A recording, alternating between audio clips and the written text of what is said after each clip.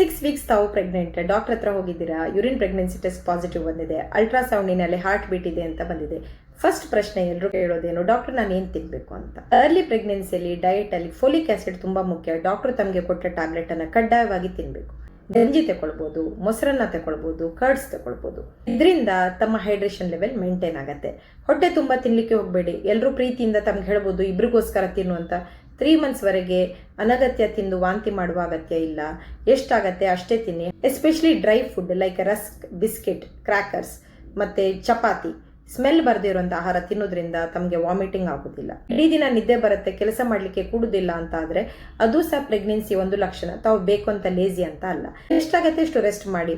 ಆದರೂ ಸ್ವಲ್ಪ ಲವಲವಿಕೆಯಿಂದ ಎದ್ದು ಸ್ವಲ್ಪ ಕೆಲಸ ಮಾಡಲಿಕ್ಕೆ ಪ್ರಯತ್ನ ಮಾಡಿ. Strict bed rest is not advised in pregnancy. ಕಾರಣ ಇದ್ದಲ್ಲಿ ಮಾತ್ರ ಡಾಕ್ಟರ್ ರೆಸ್ಟ್ ಹೇಳ್ತಾರೆ.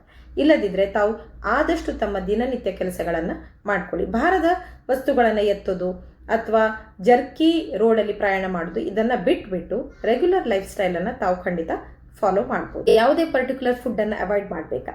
ಪಪ್ಪಾಯ ಮತ್ತು ಪೈನಾಪಲ್ ಬಗ್ಗೆ ತುಂಬ ಮಿತ್ಸ್ ಇದೆ. ಎಸ್ಪೆಷಲಿ ಗ್ರೀನ್ ರಾ ಪಪ್ಪಾಯ ಮತ್ತು ಅನ್ರೈಪ್ ಪೈನಾಪಲಲ್ಲಿ ಕೆಲವೊಂದು ಎಂಜೈಮಿಂದ ಕೆಲವೊಬ್ಬರಲ್ಲಿ ಅಬಾರ್ಷನ್ ಆಗ್ಬೋದು ಅಂತ ಇದೆ. ಸೊ ತಮಗೆ ಭಯ ಇದ್ದಲ್ಲಿ ಅದು ತಿನ್ನಬೇಡಿ. ಇನ್ನೂ ತುಂಬ ಫ್ರೂಟ್ಸ್ ಉಂಟು, ಯಾವ್ದು ಬೇಕಾದರೆ ತಿನ್ಬೋದು. ನೀರು ಸರಿಯಾಗಿ ಕುಡೀರಿ. ಡಾಕ್ಟರ್ ತಮಗೆ ಅಲ್ಟ್ರಾಸೌಂಡ್ ಹೇಳಿದಾಗ ಹೇಳ್ಬಿಟ್ಟು ಅಲ್ಟ್ರಾಸೌಂಡನ್ನು ಮಾಡಿಸ್ಕೊಳ್ಳಿ. 3rd ಮಂತ್ ಆಗ್ತಾ ಬರುವಾಗ ಕಡ್ಡಾಯವಾಗಿ NT-NB ಸ್ಕ್ಯಾನನ್ನು ಮಾಡಿಸ್ಕೊಳ್ಳಿ. 3 ಮಂತ್ಸ್ ಆದ ನಂತರ ವಾಮಿಟಿಂಗ್ ಕಡಿಮೆ ಆಗುತ್ತೆ. ಆವಾಗ ನಾವು ಡಯಟನ್ನು ಚೇಂಜ್ ಮಾಡ್ತೇವೆ.